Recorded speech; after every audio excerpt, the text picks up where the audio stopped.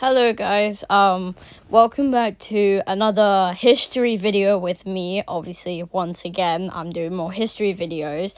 I'm so close to getting 300 subscribers, and I really appreciate that you guys have been subscribing to me. Like I said in my last video, I have changed my YouTube channel name, so now it's more popular, I think. So in today's video, we're going to be doing the House of Stuart. It was the successor after the House of Tudor. Now, the House of Stuart is a Scottish house, from Scotland, and it reigned from 1603 up until 1714, and then the German house came after that. I have done 3, but this is the 4th house I'm doing today. So this is the House of Stuart. The House of Stuart, originally spelled Stuart, was a royal house of Scotland, England, and Ireland, later Great Britain. The family name comes from the office of High Steward of Scotland, which had been held by the family progenitor Walter Fitz-Alan around circa 1150. The name Stuart and various variations had become established as a family name by the time of his grandson Walter Stuart. The first monarch of the Stuart line was Robert II, whose male line descendants were kings and queens in Scotland from 1371 and for England, Ireland, and Great Britain from 1603 until 1714. Mary, Queen of Scots, reigned from 1542 to 1567, was brought up in France, where she adopted the French spelling of the name Stuart. I kind of like the French name rather than the Scottish name, but that's fine. The parent family is Callan Stuart. So this is the coats of arms of James VI and First, who from 1603 to 1649, obviously, yeah. The country is Scotland, England, and Ireland, Great Britain. It was founded circa 1371, so about 653 years ago. The founder was Robert II of Scotland, who reigned from 1371 to 1390. And the final ruler was Anne, Queen of Great Britain, from 1702 to 1714. It was dissolution in 1807, so yeah. In 1503, James IV married Margaret Tudor, thus linking the reigning royal houses of England and Scotland and England. Margaret's niece, Elizabeth I of England, died without issue in 1603, and James IV and Margaret's great-grandson, James VI of Scotland, ascended to the thrones of England and Ireland as James I in the Union of the Crowns. The Stuarts were monarchs of Britain and Ireland and its growing empire until the death of Queen Anne in 1714. Except for the period of the Commonwealth between 1649 and 1660. In total, 9 Stuart monarchs ruled Scotland alone from 1371 until 1603, the last of whom was James VI before his accession in England. 2 Stuart queens ruled the Isles following the Glorious Revolution in 1688. Mary II and Anne. Both were the Protestant daughters of James VII and II by his first wife Anne Hyde, and the great-grandchildren of James VI and First. Their father had converted to Catholicism, and his new wife gave birth to a son in 1688, who was to be brought up as a Roman Catholic, so James was deposed by Parliament in 1689 in favour of his daughters. However, neither daughter had any children who survived to adulthood, so the crown passed to the House of Hanover on the death of Queen Anne in 1740. Under the terms of the Act of Settlement 1701 and the Act of Security 1704.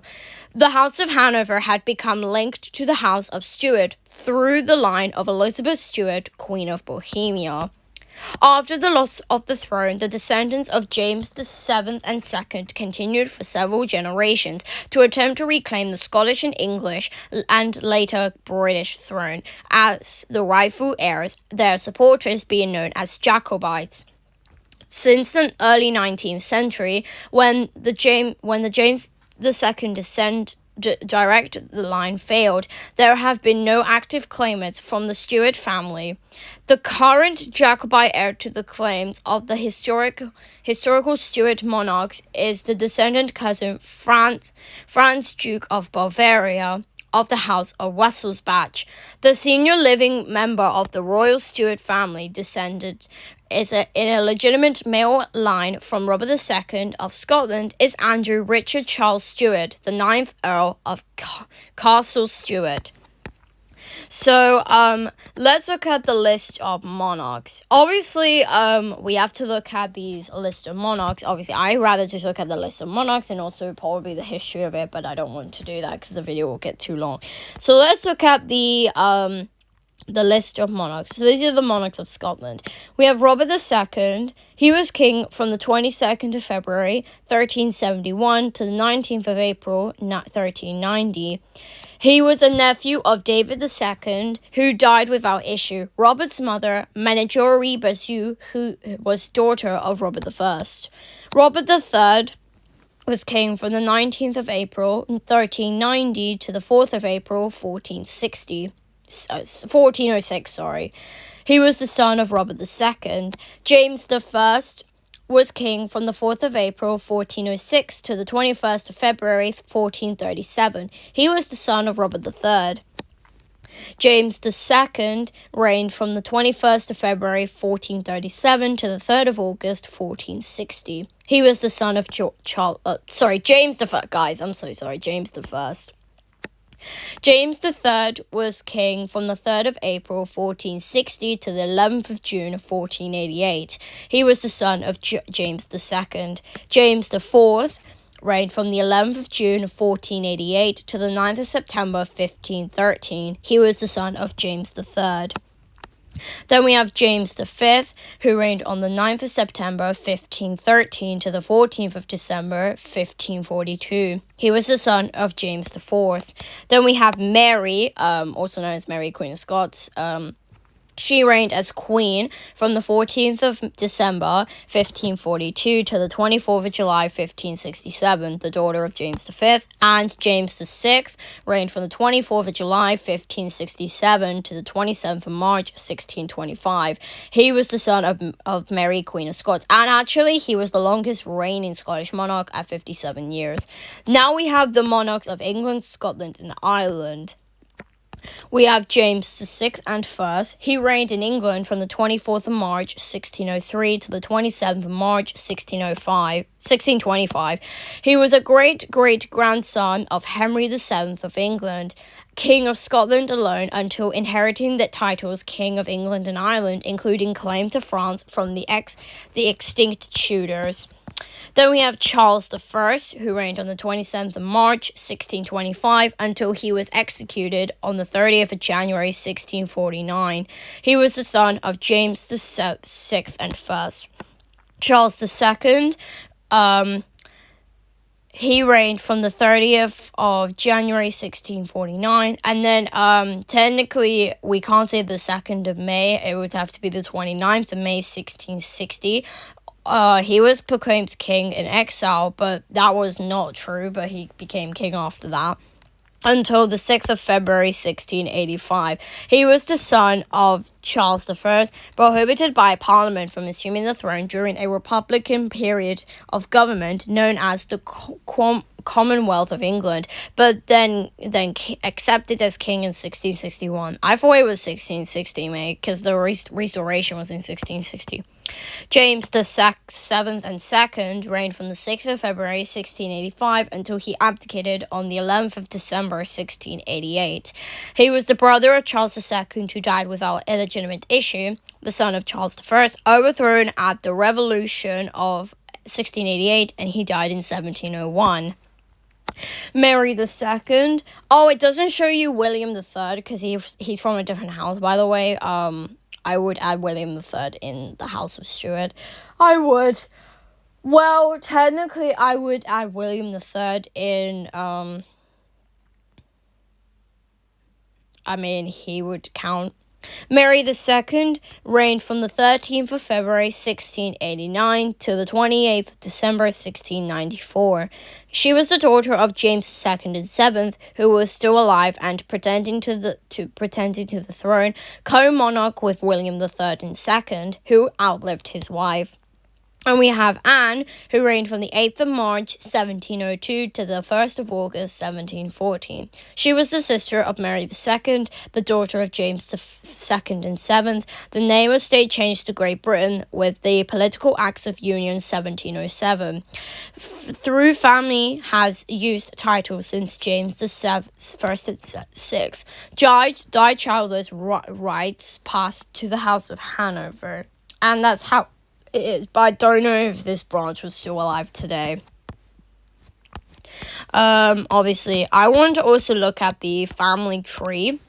So we have the family tree of the House of Tudor, but what I would like to do is I like to go down to here. Oh my god.